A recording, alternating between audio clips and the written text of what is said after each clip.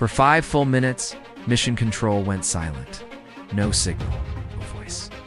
No idea if the astronauts were still alive, and the terrifying part, NASA knew it was going to happen. They just didn't know if the crew would come back out the other side. Every time an Apollo spacecraft went around the far side of the moon, it vanished. The moon itself blocked every signal, every radio frequency, every last chance of reaching them. The crew was alone behind 2,000 miles of solid rock. No way to call for help if something went wrong, and something almost always went wrong. But the blackout itself wasn't what engineers feared most. It was what they discovered was happening inside it. The moment the spacecraft crossed behind the moon, the line went dead. Houston would hear static, then nothing. The crew had about 5 minutes completely cut off from Earth. To perform the most dangerous maneuver of the entire mission, they had to fire the main engine to enter lunar orbit. This was called lunar orbit insertion, and it had to work on the first try. If the engine burned too long, they'd slam into the moon. If it didn't burn long enough, they'd skip off into deep space. Gone forever. Nobody on Earth would know which happened until the spacecraft came back around. Or D, Mission Control would just sit there, watching a silent screen, counting seconds. But here's what almost nobody talks about during Apollo 13. The blackout didn't just cut communication. It nearly ended everything. 2 days earlier, an oxygen tank had exploded deep in the spacecraft. The crew was already running on emergency power. Oxygen was bleeding into space. Their only lifeboat was the small lunar module, a vehicle designed for 2 people, now carrying 3, and then they went behind the moon.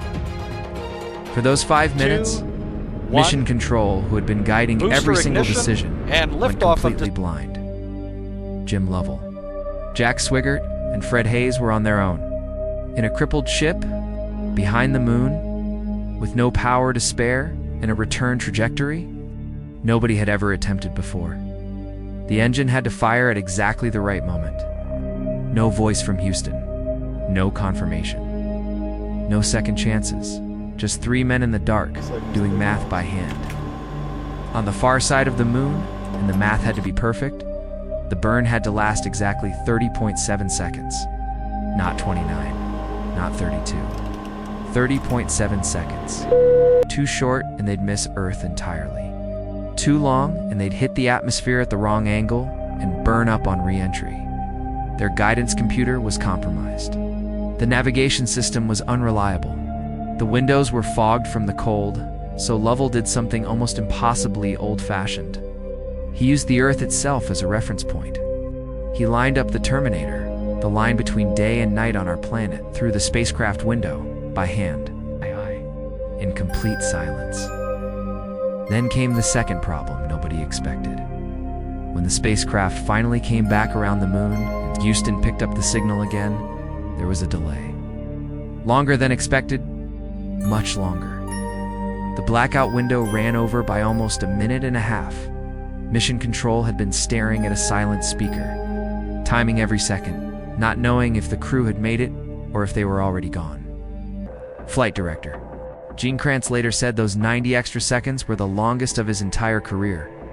Then, a voice broke through the static. "Oh!" "Okay, Houston, we just completed the burn." The trajectory was perfect. Off by less than 1 degree, Lovell had navigated by starlight, by earthlight, by instinct, and he had gotten it exactly right. So what actually happens during those 5 minutes of silence? Everything every Apollo mission performed, its most critical engine burn while completely out of contact with Earth. That was unavoidable. It's just physics. The moon gets in the way. But what those 5 minutes revealed was something engineers hadn't fully understood before Apollo 13. The astronauts weren't just passengers following instructions from the ground. They were the mission. Human judgment, human instinct, human hands. Those were the real backup system when everything else failed. NASA is going back. Artemis's missions are already underway. And every crew heading to the moon will still face that same blackout window. The same 5 minutes of silence behind the same wall of rock. No signal. No help from Earth. The difference now is that we know exactly what those 5 minutes can demand. And every crew trains for the moment when the Earth disappears, and all that's left is the spacecraft, the decision, and the people brave enough to make it. Because in space, the most dangerous seconds aren't the ones where something goes wrong. They're the ones where nobody on even knows yet.